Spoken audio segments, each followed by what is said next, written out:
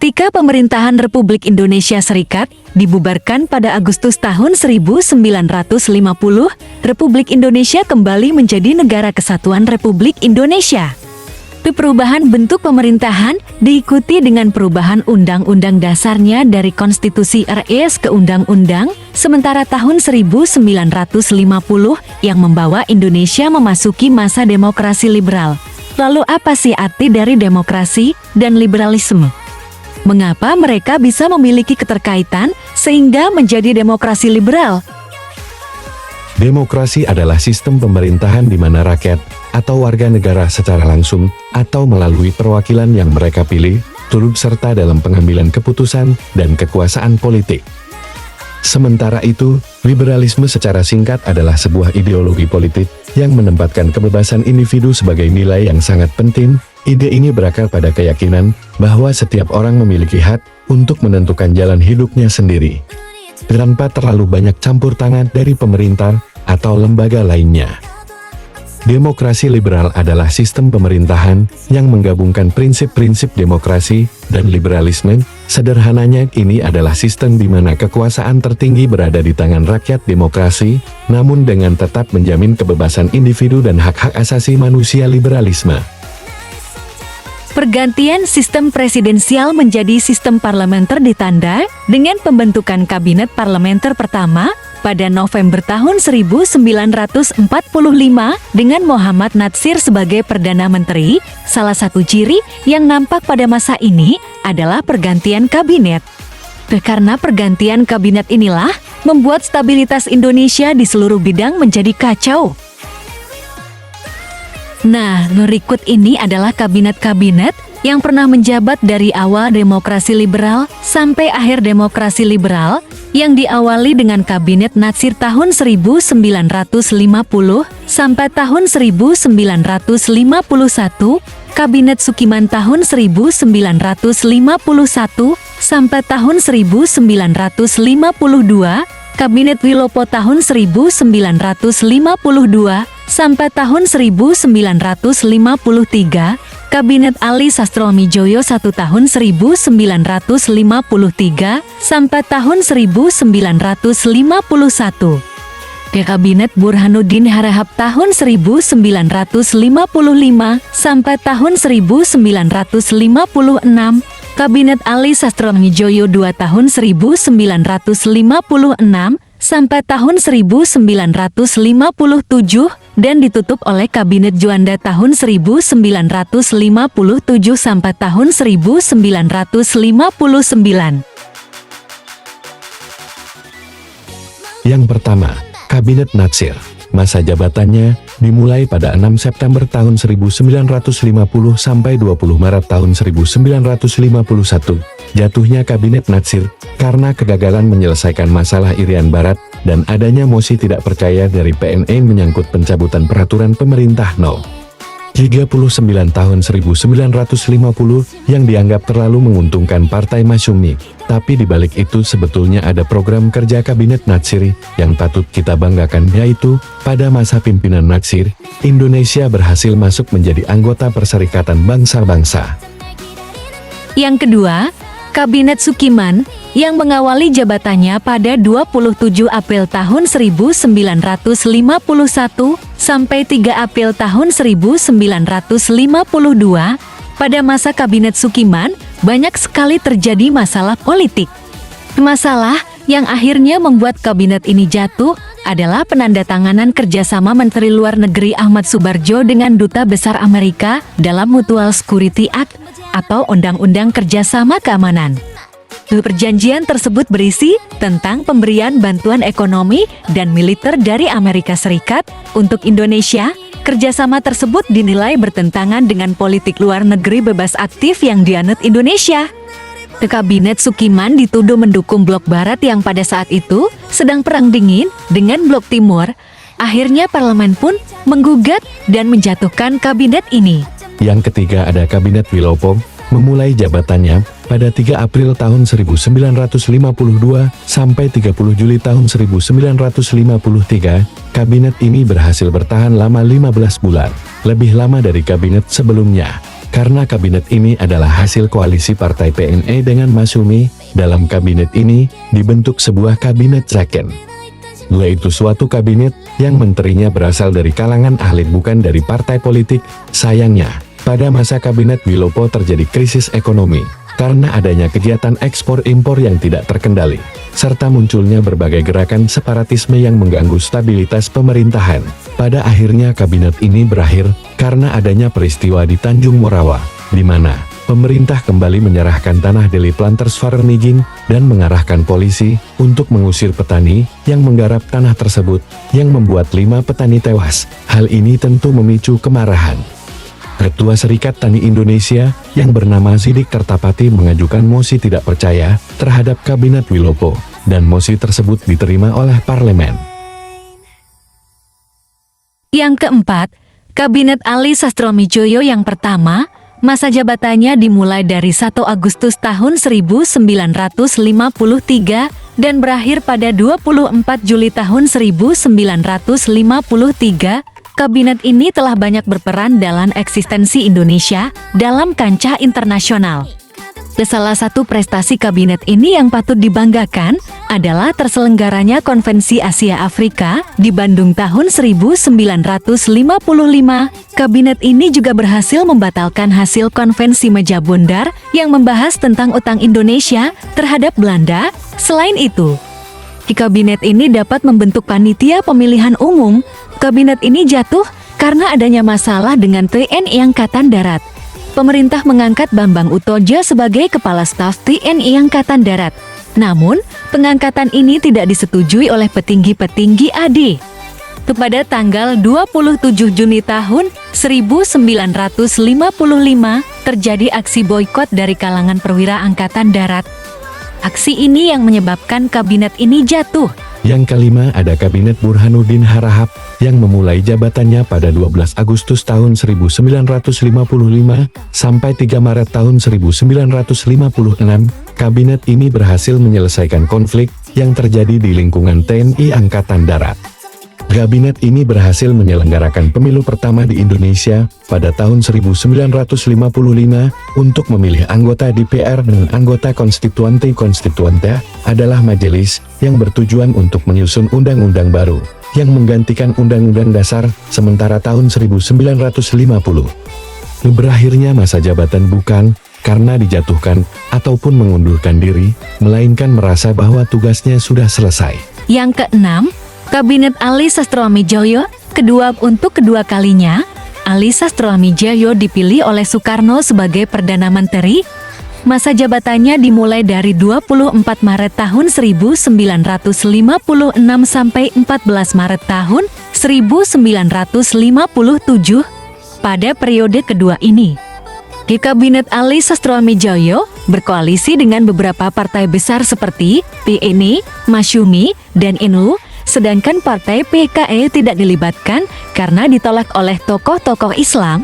Pada masa ini, Ali Sastroamidjojo sebagai Perdana Menteri dianggap tidak tegas dalam menghadapi gerakan separatisme yang membuat NU dan Masyumi menarik dukungan dan menteri-menterinya keluar dari kabinet Ali, sehingga menyebabkan keretakan dalam kabinet dan memaksa Ali untuk mengembalikan mandatnya kepada Presiden. Sebelum memilih Perdana Menteri pengganti Ali Sastroamidjojo, Soekarno berpidato yang berisi bahwa Indonesia tidak memiliki kecocokan dalam sistem demokrasi liberal. Lalu Soekarno ingin menerapkan demokrasi terpimpin. Perdebatan di kalangan elit politik pun terjadi. Soekarno akhirnya membentuk kabinet ekstraparlementer, yaitu sebuah kabinet yang dibentuk karena pandangan masing-masing partai tidak ditemukan. Kabinet tersebut diberi nama Kabinet Karya dengan mengangkat sebuah tokoh non-partai bernama Insinyur Juanda sebagai Perdana Menterinya. Yang terakhir, Kabinet Juanda. Masa jabatannya dimulai pada tanggal 9 April tahun 1957 sampai 10 Juli tahun 1959. Kabinet ini dibentuk dari jajaran para ahli yang berasal dari kalangan ahli, bukan kalangan politik. Banyak program kerja yang terrealisasikan. Salah satunya berhasil menetapkan batas laut teritorial dari 3 mil menjadi 12 mil. Peristiwa ini dikenal dengan Deklarasi Juanda 13 Desember tahun 1957. Masalah yang dihadapi Kabinet Juanda adalah adanya peristiwa pembunuhan Soekarno di Cikini pada tahun 1957 dan sidang Dewan Konstituante yang tak kunjung selesai. Pada periode tahun 1950 sampai tahun 1959, Indonesia menganut sistem multipartai dengan demokrasi parlementer. Terdapat banyak partai politik dengan ideologi yang beragam. Namun selama menganut sistem kepartaian ini, banyak sekali kekacauan. Karena banyak anggota partai yang lebih mengutamakan kepentingan pribadi daripada kepentingan nasionalis. Pemilu pertama di Indonesia pada tahun 1955 merupakan tonggak penting dalam sejarah demokrasi Indonesia. Pemilu ini dilaksanakan dalam 2 tahap. Tahap pertama pada 29 September tahun 1955 untuk memilih anggota Dewan Perwakilan Rakyat DPR dan tahap kedua pada 15 Desember tahun 1955 untuk memilih anggota konstituante. Pemilu tahun 1955 diikuti oleh 172 partai politik, organisasi, dan perseorangan yang mencerminkan semangat demokrasi yang tinggi pada masa itu. Mari kita flashback sebentar, jauh sebelum Kabinet Juanda dimulai, Soekarno telah mengadakan sidang Dewan Konstituante pada tahun 1956 yang bertujuan untuk membuat undang-undang baru yang akan menggantikan undang-undang sementara tahun 1950. Namun, sampai tahun 1959 Dewan Konstituante masih belum bisa menghasilkan undang-undang yang baru. Selain itu, persoalan perebutan wilayah Irian Barat dengan Belanda tak kunjung selesai. Padahal itu adalah program kerja utama seluruh kabinet, tapi tak ada satupun yang berhasil mengambil Irian Barat. Atas dasar itulah, Soekarno mengeluarkan dekret presiden pada 5 Juli tahun 1959. Isinya adalah, Dewan Konstituante dibubarkan, Undang-Undang tahun 1945 kembali diberlakukan, dan membentuk Dewan Pertimbangan Agung Sementara dan Majelis Permusyawaratan Rakyat Sementara. Dengan ini, maka berakhirlah demokrasi liberal di Indonesia.